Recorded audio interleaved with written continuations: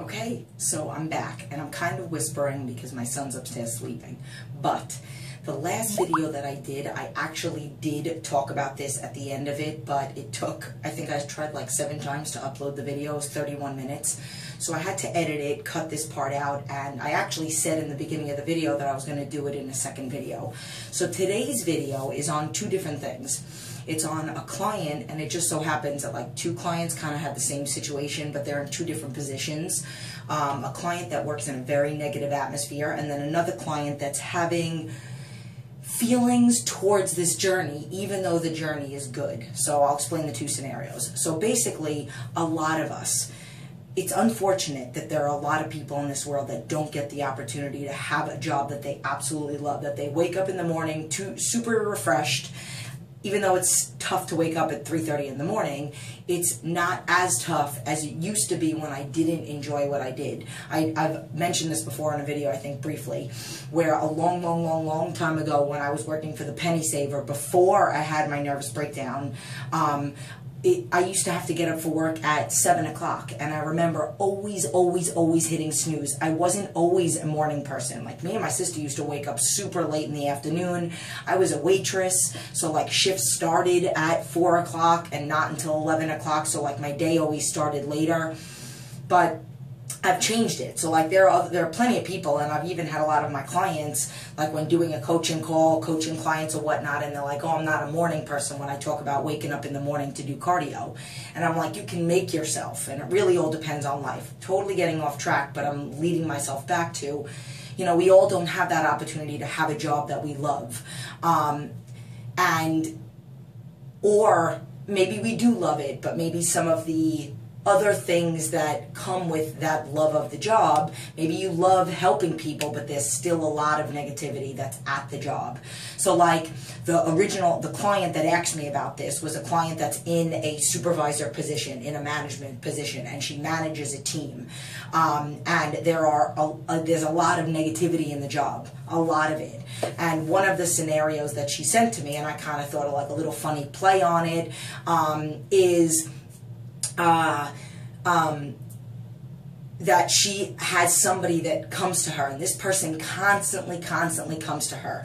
And for example, I'll just give the example. She is not tech support, and there's a person that works underneath her and would always come to her and say, there's something wrong with my computer, can you help me, can you help me?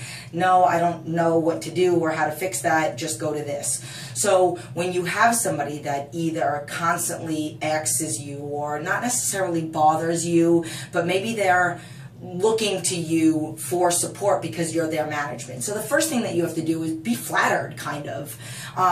Like, be like, oh my God, like, they're actually looking to me, so it's not like they're feeling like they can't look to me for help. They're looking up to me in that way.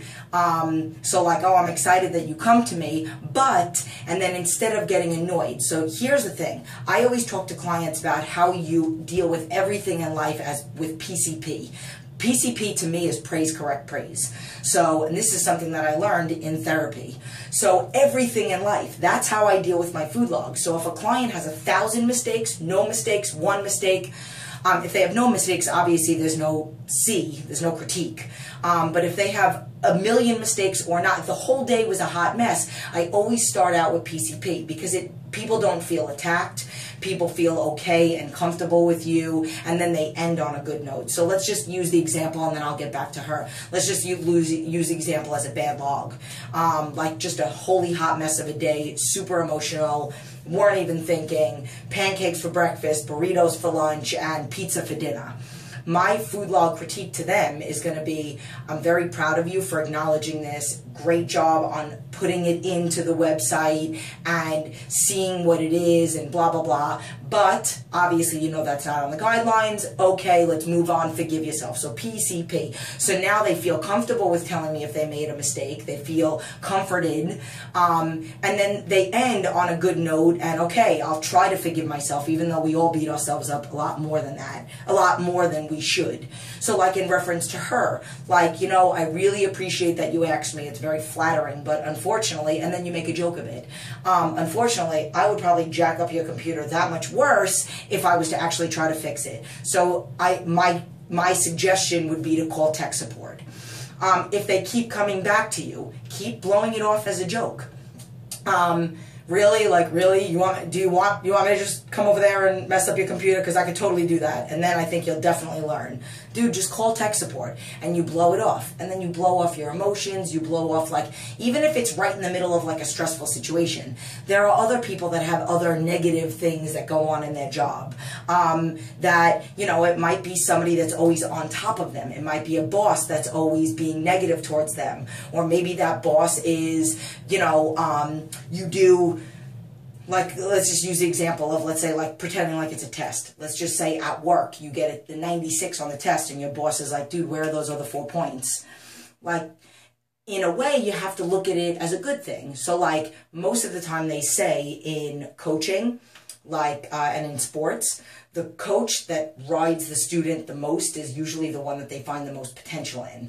So they're not going to harp on the kid that they don't really see is going to go anywhere in the career. So then the kid feels like he's being yelled at a lot, but it's really because that coach sees something in that kid. So that's the same thing in work, maybe. Like, partially, yeah, it is due to this world revolves around numbers and stuff like that. So, like, maybe your boss is getting on you because he has to get on you because of performance. But maybe some other times, maybe if he's getting on you a little bit more, it's because he sees that you have the potential to do more, to be better. So you have to try to not that they say in the 4 agreements, never make assumptions. So you don't want to assume, but it's much healthier on your mind for you to assume the good part than the bad. I made a video about worrying doesn't make any sense, and you can't be negative, and even trust issues. I mean, I'm totally going off the radar here, but like trust issues come into play when it comes into relationships.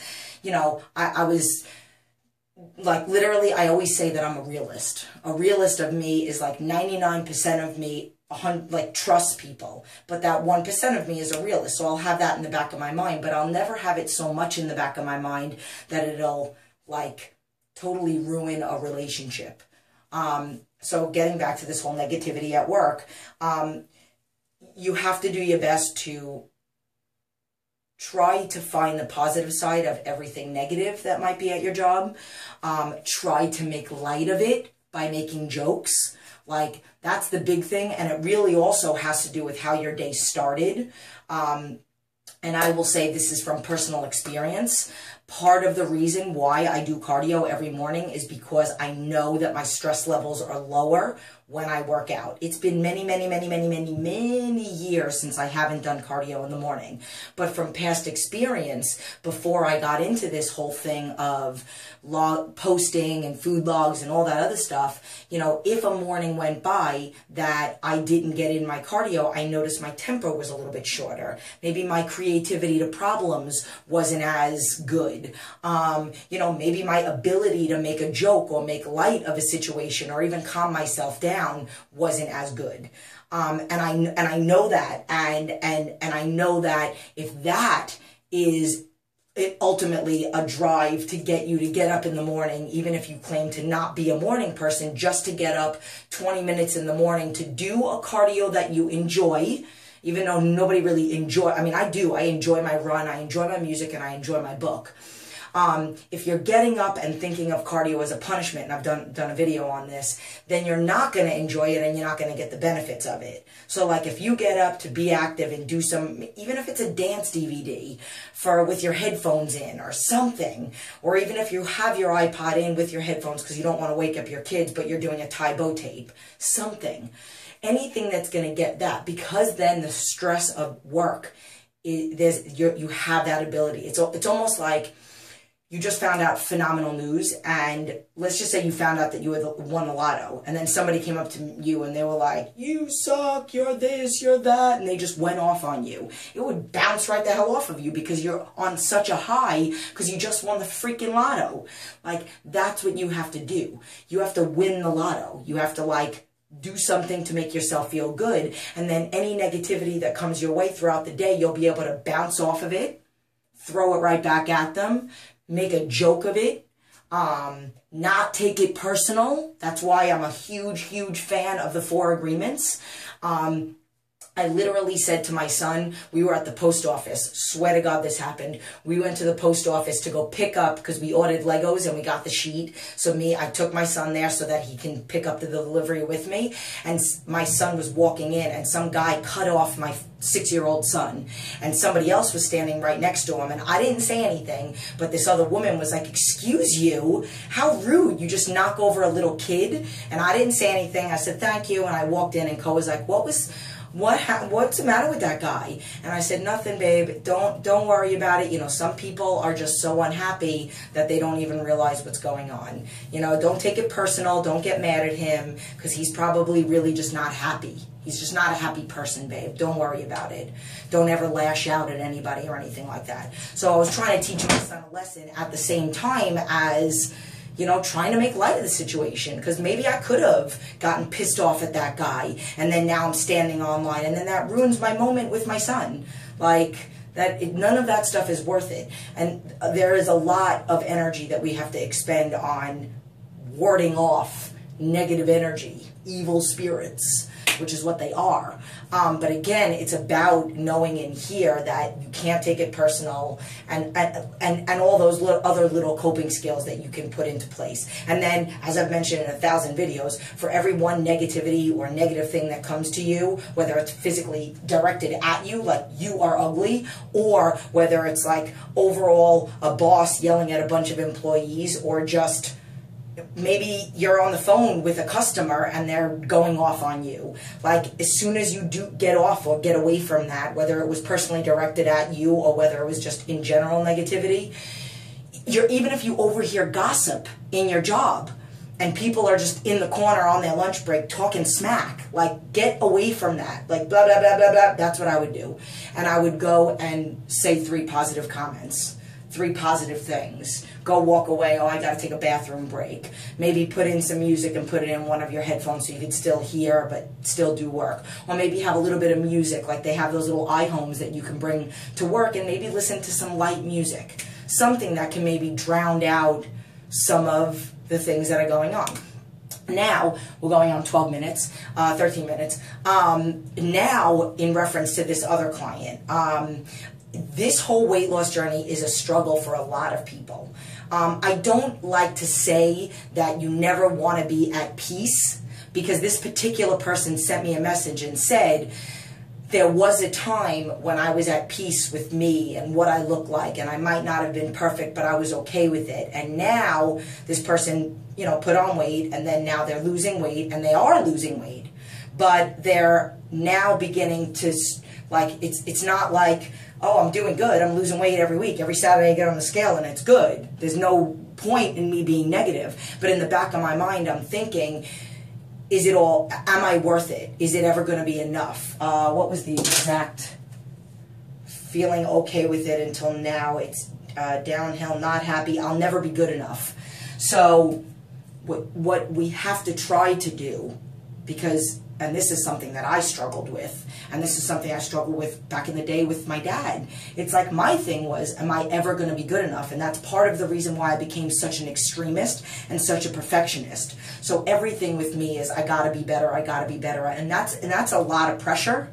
But ultimately, it's like, it's a good pressure, because you don't ever want to be complacent in anything. So like, you always want to strive to be better at something.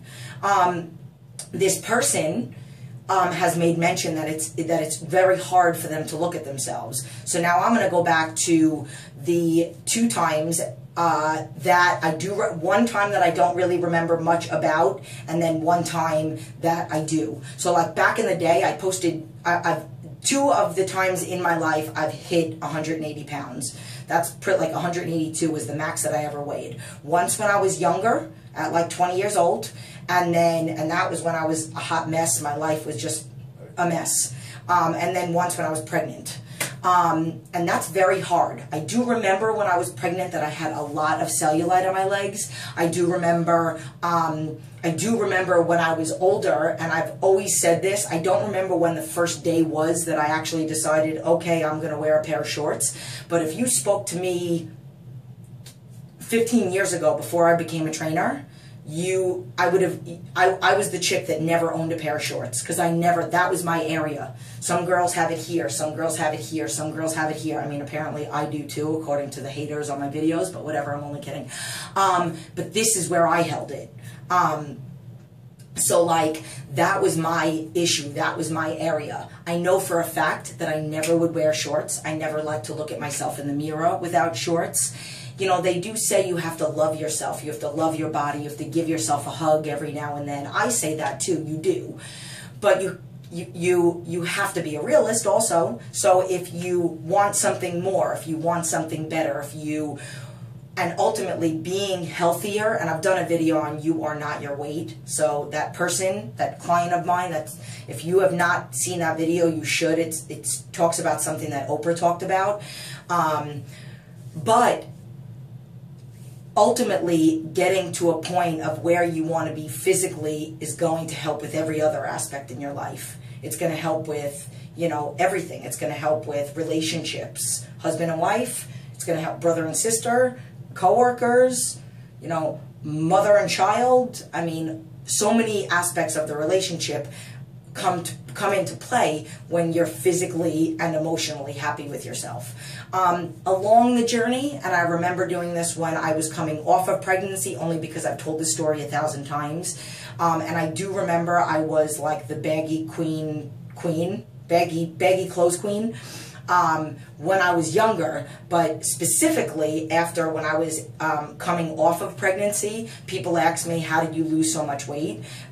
Me and my husband were on maternity leave at the same time, and I lost 51 pounds. Granted, part of it was child. So like, I got pregnant at 147 pounds. I gave birth to my son at 182, and then I was down to 130 something, minus 51, I forgot what it was. I was down to 130 something before I went back to work. I gave birth to him on June 13th, and I was back to work on September 1st. And I did double days, and all I did was wear baggy clothes, prep my food, eat super clean, and did cardio and training, cardio and training, cardio and training, or double cardio, but every single day, double days. And then went back to work, and everything was great. I think I was down to like 135 when I went back to work. And then once I went back to work and my days were different and there was other things, I lost that last couple pounds that I wanted to lose, because I remember I wanted to get close to 130. Okay, so basically, getting back to that person's worth, you have to have faith. So you're happy about that, but every single time you look at the scale and you're like, okay, I'm down a pound, or I'm down 2 pounds, or I'm down a quarter of a pound, or I'm down 3 pounds, whatever it is, you have to think that it is enough. I am happy with that. This isn't the biggest loser, and that person's not particularly not happy with the weight loss.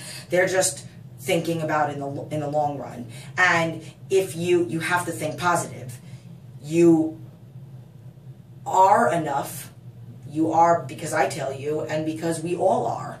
We're all stronger than we think, but we all are capable, and we are all, if at the end of the day you sit down and you can look yourself in the face and say, I am doing the best that I can, and you legitimately are not making any excuses. Like, I'll know if I'm making an excuse, if I don't do something, if I don't say, like, you know it. You know it deep down in your gut. If gut-wise, you look and you say, there was a possibility the other day that I could have done this, but I just didn't do it. I kind of made an excuse. That's the kind of stuff that you have to try to get away from. If you, and again, if you look at yourself in the mirror and you say to yourself, yes, I did my best and this is what I'm getting, then you should, then you are enough. You're doing enough. You're doing what you can. You're doing the best that you can to live a prioritized, happy, healthy life. If there's a possibility you could wake up 20 minutes earlier and do cardio, if there's a chance maybe you can get an hour here to prep your food for the whole entire week, yes, it will all stay fresh if it's separately packed. I've done 1,000 videos on it. But you also have to do positive affirmations. That particular client and any of you out there, One of my positive affirmations after I got out of the hospital, because my biggest trigger was stupidity and being stupid, 7 days a week, every single day for 7 years, I had to tell myself, and I still kind of do, not as every day, because now I actually believe it. I said one of my 3 in the morning and one of my 3 in the evening was, I am not stupid. So you, this particular client, and anybody, if there's something that you struggle with, that sentence, then every morning and every night say 3 compliments to yourself, and one of them is, I am worth it. I am enough. I will get to where I want to get to. I will not stop until I get there, and it doesn't matter how the hell long it takes. Because there's a picture on Facebook that I posted a long time ago of a guy that's like chopping through a cave, and one guy gets to the diamond and the other guy turns around and he's this far away from the diamonds. And it says most of us stop before we're right there. It doesn't matter how long it takes. It doesn't matter if 10 years from now you're actually going to believe that you're worth it. It's 10 years sooner if you start today. Or maybe it'll never happen. You'll be 70 years old thinking that you're still crap when you're not. So I say start now and just continue to have faith every single day.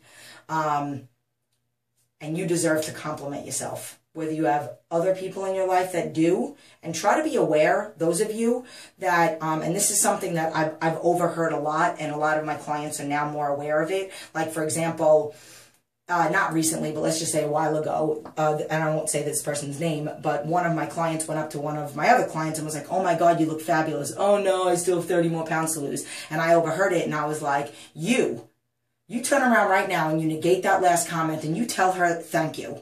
And she said, you're absolutely right. So like most of the times we're so not used to compliments, let alone to ourselves, that we brush off other people's compliments.